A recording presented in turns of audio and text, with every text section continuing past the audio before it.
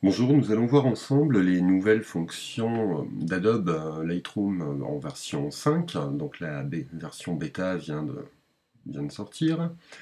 Nous allons commencer par l'outil qui permet de remplacer les poussières ou maintenant un peu plus en détail les détails ou se remplacer complètement quelque chose dans la photo.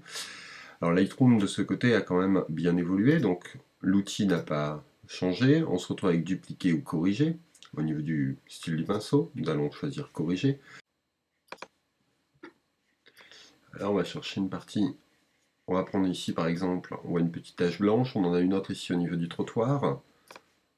On va prendre le pinceau en correction.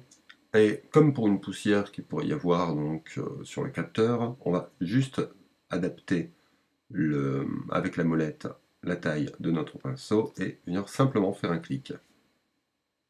Idem ici au niveau de la bordure. Et on voit que Lightroom va automatiquement chercher une source, et une source qui se comporte relativement bien. Vous voyez ici, il va reconstituer l'ombre qui est en dessous, de façon à ce que ce soit correct. Alors ici on voit qu'on a un tout petit décalage. C'est pas forcément gênant, on peut venir chercher la source et déplacer légèrement notre source pour bien la réaligner. L'autre nouveauté, c'est qu'on peut maintenant venir colorier une partie pour la remplacer.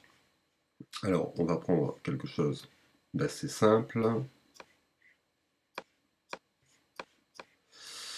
On va prendre ici, par exemple, la partie blanche qu'on désire remplacer.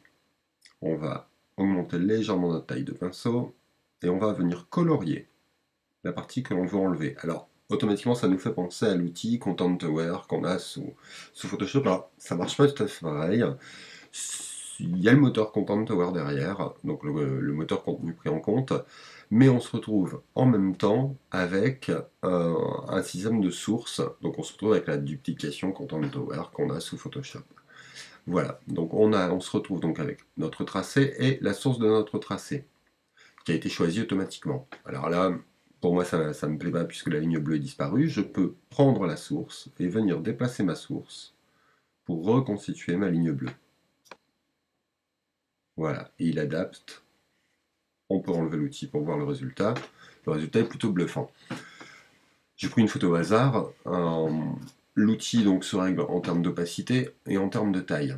Donc rien de très énorme à gérer.